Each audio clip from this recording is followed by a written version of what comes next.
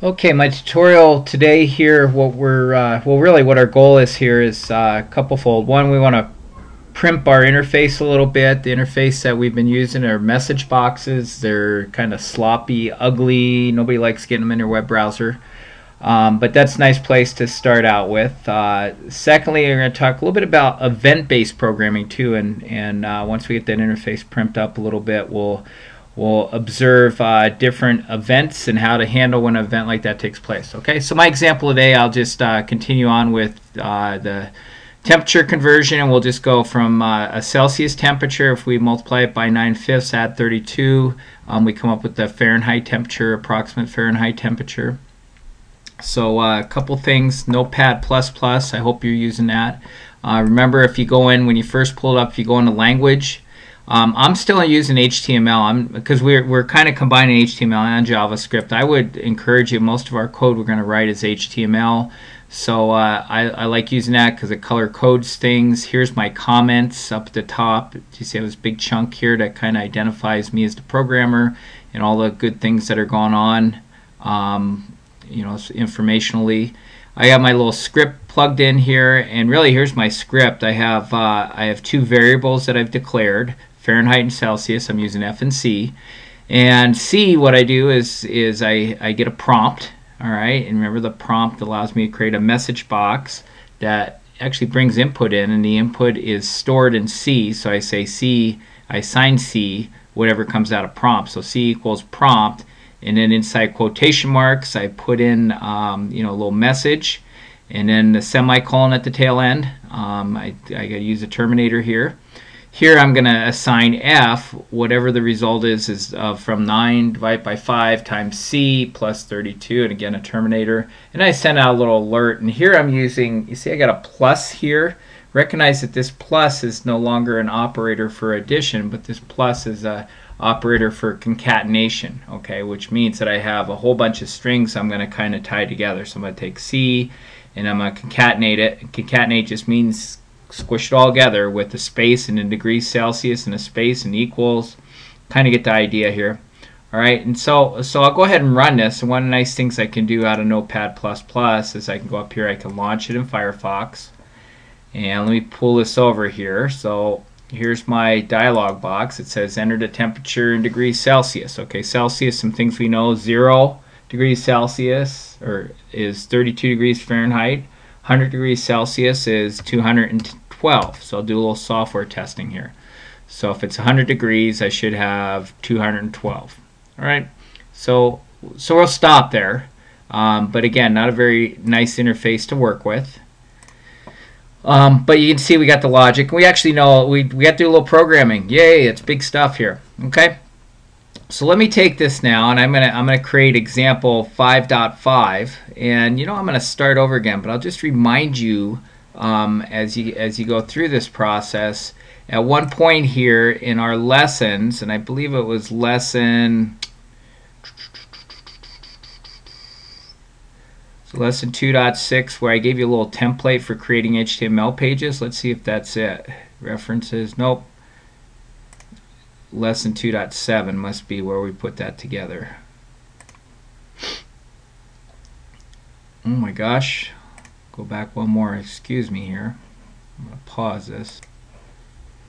Okay, so there I found it's actually lesson 2.5. If you go on, there's in my classroom notes we've created here's an HTML template. So here's what I'm going to do. I'm going to start with that today, and we'll introduce our new tags with it as well. So I'll just do a quick copy, and I'll go over here and I'll do a paste. All right, and so what we got here, I'll put my name in, change some of these comments.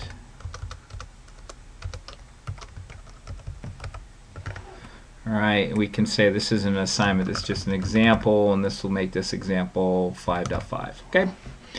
You go ahead and put the date in there. And here's what I'm going to do here. I'm just going to put some elements here. I'll do a little copy and paste. So let me just grab this stuff that I've created here. It's more background stuff than anything else. Alright? And I'm going to save this right away, and then let's go ahead and run this in my web browser, and there's what I have so far. I got one little change I need to make here. want it to say 5.5. So I'll save it, and I can just do a refresh here. And there we go, temperature 5. Or example 5.5. All right, so I'm going to introduce a couple new tags here. One I'm going to introduce is the form tag. And with the form tag, I'm just going to say I'm going to use form, and you can give it a name. Name equals, and I'll call it form 1. And so my entire, I'm going to put this my entire body here. I'm going to have one form. And remember back to when we were working with Google Docs, we created forms, and we were doing that in a form. We were able to put information in it that we could put into a spreadsheet, and forms we had some push buttons and we had some text boxes, and that's really what I want to try and do here, is just replicate that. All right, so let me create so we got a form, and I'm going to create a couple of new, I'm going to put them right here, a couple new input tags. Let me space some stuff in here just a little bit here so it all kind of runs together a little better. So I'm going to tab all this stuff in. I'm going to put a couple input tags in here. All right, and the first one I'm going to do is just going to be a text box. Okay, and so really for a text box I don't even need to put in. I'm going to just say text. All right. And we need to, I think we'll just leave that like so. All right, let's just see what that looks like. So I'm going to save it. I'm going to go back over here, and I'm going to hit my F5, and you can see now in this space here I have a text box. All right, so that's cool. And I'm actually give it a name too, so we can identify it. And I'm going to call it text box 1. And I can actually put a value in it if I want. Let me put a value in it. Let me say it's 0. Let me say equals there. Okay, so the value that I'm going to put in there is going to be 0. And I'm going to save that again. Let me go back over here, hit F5, and you see I have a 0 there, and it's an awful big box. So let me even size it. What's great about text boxes is you can make it smaller, make it bigger. I'm going to size it to be size 3 units. We'll go back one more. Okay, and there's my 0. All right. The other thing I want to do here, I do a break up here.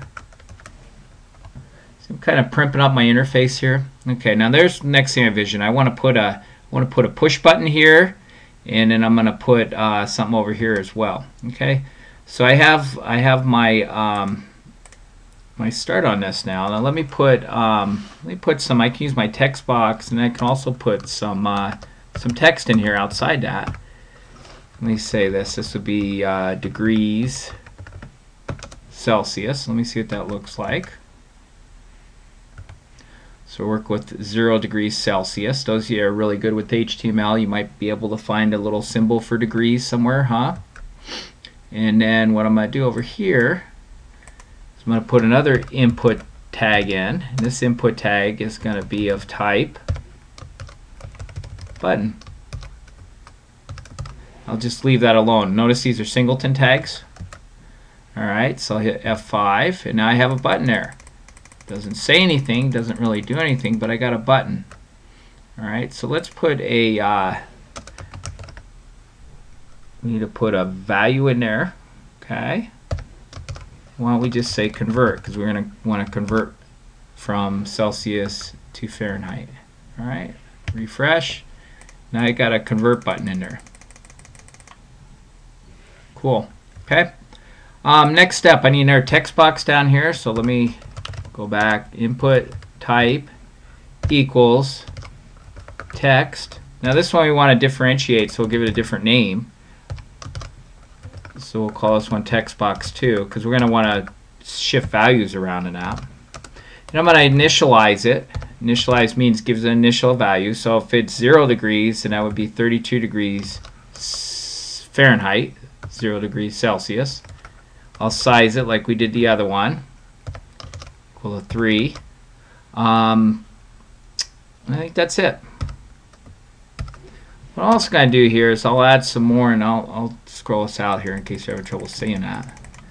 And this one we're going to say is degrees Fahrenheit. Alright, now did I save that? Let me save. We'll go back over here. Okay, so we've kind of started primping up our interface a little bit. Okay, so my next step here, let's kind of continue to, we got a nice interface now, and what I want to see happen is when I hit convert, I want there to be some action, all right? And really this is the event of the event-driven programming. So the event here is going to take place. What happens when somebody clicks on the convert button? So I'll go back over here, and so this button gets clicked, and we got to capture that event, and that event is actually known as the on click event. So our next step is, what are we going to do when somebody hits the button, or that's known as the event on click? All right, and just to start with here, let's do a little alert. Let's say on click, we're just going to do an alert. I'll just make something happen here. I'll say alert, and I'll say hello world.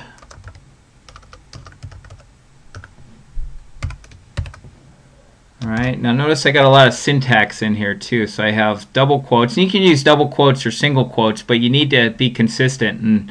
And so inside that I got a second set of quotes. And we all know the alert method now. So on click, we're going to fire up the alert method, and we're going to display onto the screen the message hello world.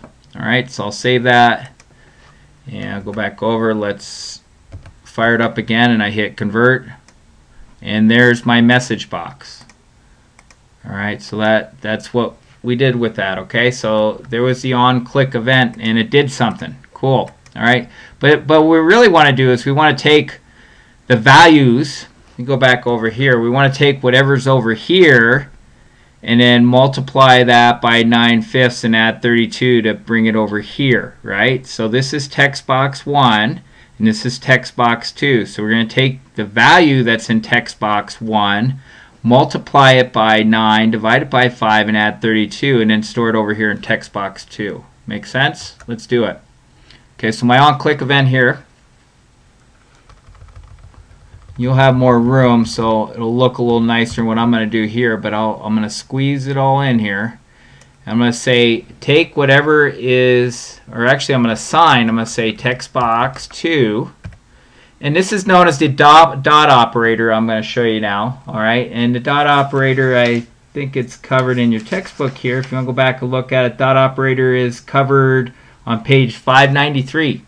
So I'm going to say text box 2, which is the object, and I'm going to change the value of it. So I say dot value, all right, and then we're going to assign to that 9 divided by 5 times, now we need to take whatever's in text box 1, we'll take the value, there's the dot operator again, so take that value, and we'll add 32. Alright, so we've created a formula here. Whoops, I got too many quotation marks. So we're going to assign to text box 2 dot value 9/5 times whatever's in text box 1 dot value and add 32. Make sense? Let's play with it here now. Okay, so I go over here, I'm going to do a refresh. Alright, so let's put a value in here. Let's put, well, if it's 100 degrees, it should be 212 degrees Fahrenheit. And there it works. See the event? The event here is going to take and assign in text box 2 to the value to it. It's going to take whatever's in here, 9/5, and then plus 32. Alright, so let's look the code one more time. On click, there's my event. Text box 2 dot value is going to equal 9/5 times text box 1 dot value plus 32. The other kind of thing I'll mention here as we go through this, do a little software testing, and software testing isn't just putting random numbers in there, it's using sensical values here.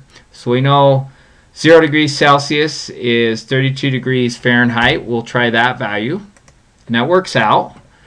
We know 100 degrees Celsius is 212 degrees Fahrenheit. We saw that works. And then let me just choose a random number in the middle there. I'll just tell you 20 degrees Celsius is 68 degrees Fahrenheit. Let's check that one out. So 20 degrees Celsius, 68. Okay, so we did a good job with that.